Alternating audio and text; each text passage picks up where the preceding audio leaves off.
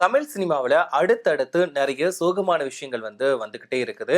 கடந்த மாதம் பார்த்தீங்க அப்படின்னா, இயக்குனருமியும் பாரதி ராஜாவும், திரைக்கதை மன்னன் பாக்யராஜ் அவர்களுமே ஒரே மாதத்துல நம்மள விட்டு போனது பெரிய அதிர்ச்சிய கொடுத்திருந்துச்சு. குறிப்பா பாக்யராஜ் அவருடைய மறைவு ஏத்துக்கவே முடியல. பாரதிராஜா அவர்கள் உடல்நலக்குறைவு காரணமா சிகிச்சையில இருந்தாங்க. அவங்களுடைய உடல்நிலை ரொம்பவே மோசமானதுனால சிகிச்சை பலனளிக்காம காலமாயிட்டாங்க. பாக்யராஜ் அவர்கள் 2 நாளைக்கு முன்னாடி கூட ரொம்பவே சந்தோஷமா, மகிழ்ச்சியா தான் இருந்தாரு. ஆனா, காலையில இந்த வாக்கிங் போன இடத்துல திடீர்னு மாரடைப்பு ஏற்பட்டு, மருத்துவமனைக்கு கொண்டு போன நேரத்துல சிகிச்சை பலனளிக்காம அவருமே இறந்து போயிட்டாரு. இந்த 2 மாபெரும் ஜாம்பவான்கள் நம்மள விட்டு பிரிஞ்சு போனத யாராலையுமே ஏத்துக்க முடியல. திரைத்துறையினர் இந்த அதிர்ச்சியிலிருந்து வெளிவரதுக்கு முன்னாடியே மறுபடியுமே இன்னும் ஒரு அதிர்ச்சி சம்பவம் நடந்திருக்கு. என்னன்னா, ஒளிப்பதிவாளரும் இயக்குனருமான செழியன் அவர்கள் மறைஞ்சிருக்காரு. இந்த செய்தியை கேட்ட திரைத்துறையினர் ஷாக் ஆயிட்டாங்க. என்னன்னா, கடந்த மாதம் தான் இந்த மாதிரி துயர சம்பவங்கள் நமக்கு வந்துச்சு. சோ அதை விட்டு மீண்டு வரதுக்குள்ளேயே மறுபடியும் இந்த மாதிரி ஒரு துயர சம்பவம் நடந்திருக்கு அப்படின்னு சொல்லிட்டு எல்லாருமே கொஞ்சம் அதிர்ச்சியில இருக்காங்க, கவலையில இருக்கிறாங்க. ஒவ்வொரு தரப்பினரும் அவங்களுடைய தரப்புல இருந்து செழியன் அவர்களுக்கு தங்களுடைய இரங்கல்களை தெரிவிச்சுட்டு வந்துட்டு இருக்காங்க. இயக்குனர் செழியன் அவர்கள் ஒளிப்பதிவாளராக தான் தன்னுடைய பயணத்தை சினிமாவில் தொடங்கினாரு. சின்ன வயசுல இருந்தே இவருக்கு கேமரா அப்படிங்கிறது ரொம்பவே பிடிக்குமா. போட்டோகிராஃபி மேல ரொம்பவே பைத்தியமா இருந்திருக்காரு. ஸோ அதோட வெளிப்பாடா தான் சினிமாவுக்கு அதுக்கப்புறமா படங்கள் இயக்கியிருக்காரு. அவருமே ஒரு தெரியக்கூடிய முகமா தான் இருந்திருக்காரு. ஸோ அவருடைய இறப்பு அப்படிங்கிறது யாராலையுமே இப்போ வரைக்கும் ஏத்துக்க முடியல. சிவகங்கை மாவட்டத்துல பிறந்த செழியன் அவர்கள் தன்னோட படிப்பு முடிச்சுட்டு சினிமா பக்கம் வந்தாரு. சினிமாவில ஒளிப்பதிவாளர் பி.சி. ஸ்ரீராம் அவர்கள் கிட்ட தான் உதவி ஒளிப்பதிவாளரா நம்மளுடைய செழியன் அவர்கள் பணியாற்றி இருக்காரு. அதுக்கப்புறமா ஒரு சில திரைப்படங்கள்லயுமே உதவி ஒளிப்பதிவாளரா தான் பணியாற்றிட்டு இருந்திருக்காரு.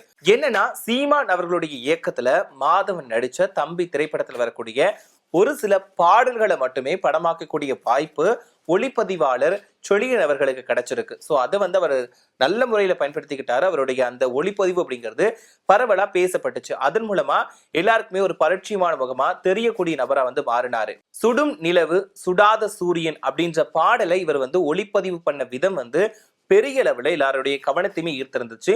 ஓகே, இவ்வளவு அழகா கேப்சர் பண்ணியிருக்காரு அப்படின்னு சொல்லிட்டு அவருக்கு பெருமையை தான் தேடி தந்திருந்துச்சு.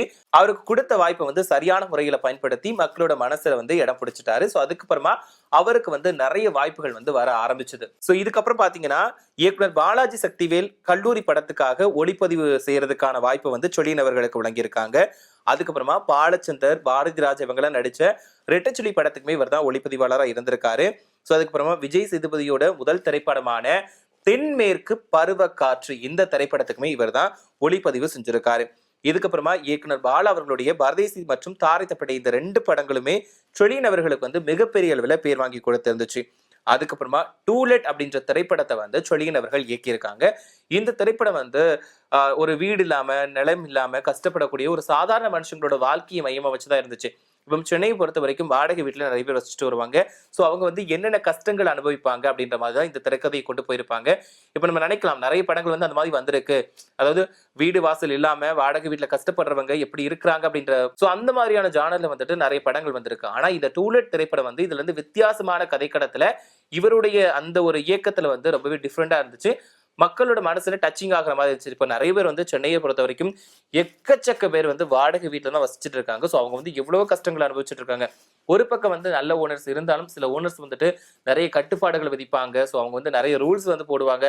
அப்படிலாம் இருக்கும்போது அவங்க எவ்வளவு கஷ்டப்படுறாங்க, எந்த மாதிரியான சிரமத்தை சந்திக்கிறாங்க. ஒரு பக்கம் வாடகை, அதுக்கப்புறம் அவங்களுடைய குடும்பத்துக்கு ரன் பண்றதுக்கு தேவையான செலவுகள், இது எல்லாத்தையும் எப்படி சமாளிக்கிறாங்க அப்படின்ற ஒரு மைய கருத்தா வச்சுதான் இந்த படத்தை இயக்கியிருந்தாங்க. ஸோ இந்த படமுமே நிறைய பேருக்கு ஒரு பிடிச்சமான படமா இருந்துச்சு. இவர் சினிமா மட்டுமே இல்லாம உலக சினிமா தொடர்பா செழியன் எழுதிய புத்தகங்களுமே இருக்குது. சோ இந்த புத்தகம் ரொம்பவே பிரபலமானதுதான். வெளிநாட்டு திரைப்படங்கள் தொடர்பா செழியன் அவர்கள் எழுதியிருக்கக்கூடிய இந்த புத்தகங்கள் எல்லாமே பயிலக்கூடிய மாணவர்களுக்கு ஒரு யூஸ்ஃபுல்லான ஒரு விஷயமா தான் இருந்துகிட்டு இருக்குது. இப்போ கடந்த சில ஆண்டுகளாகவே செழியன் அவர்கள் உடம்பு சரியில்லாம தான் இருந்திருக்காரு. அவர் ட்ரீட்மெண்ட் தான் எடுத்துட்டு இருந்திருக்காரு. ரொம்பவே உடம்பு சரியில்லாம இருந்த நேரத்துல அவர் சிகிச்சை எடுத்துட்டு இருந்திருக்காரு. சோ அந்த ஃபைனலா பாத்தீங்கன்னா அவருக்கு அந்த சிகிச்சை பலனளிக்காம தான் இன்னைக்கு காலம் ஆயிட்டாங்க அப்படின்ற செய்தி வந்திருக்கு.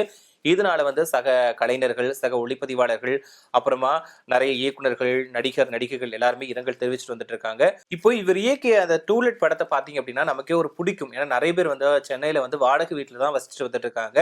2007 காலகட்டத்திலாம் வீட்டு வாடகை அப்படிங்கிறது சென்னையில ரொம்பவே பரவலா அதிகரிச்சிருந்தது. அப்போ என்னென்ன கஷ்டங்களை வந்து மக்கள் அனுபவிச்சாங்க, வாடகை வீட்டுல இருக்கவங்க வந்து எப்படி வாடகை கொடுக்க முடியாம கஷ்டப்பட்டாங்க, அவங்க இவ்வளவு சிரமத்தை சந்திச்சாங்க அப்படின்றது ஒரு மையக்கருத்தை வச்சுதான் இந்த படம் வந்து ஃபுல்லாவே டிராவல் ஆகும். அதுலயுமே சில புரோக்கர்கள் மூலமா தான் வீட்டு வாடகை அப்படிங்கிறது அதிகமாகிருக்கு அப்படின்ற மாதிரியுமே இந்த படத்துல காட்டியிருப்பாங்க.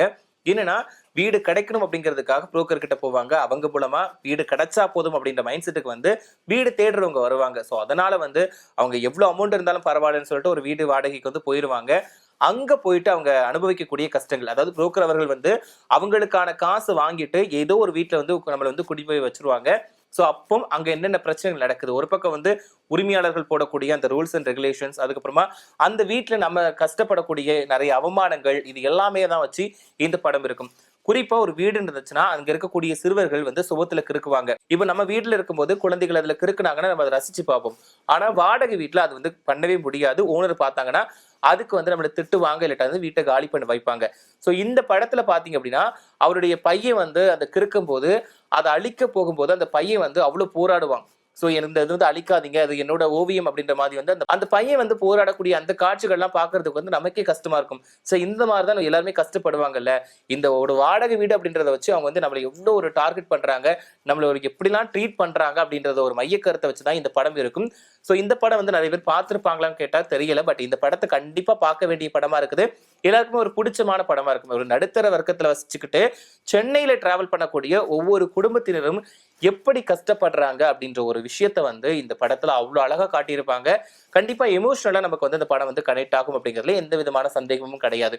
இப்ப ஒளிப்பதிவாளர் அப்படிங்கறத தாண்டி ஒரு இயக்குனராகவே இவர் வந்து நான் யார் அப்படிங்கறத நிரூபிச்சுட்டாரு.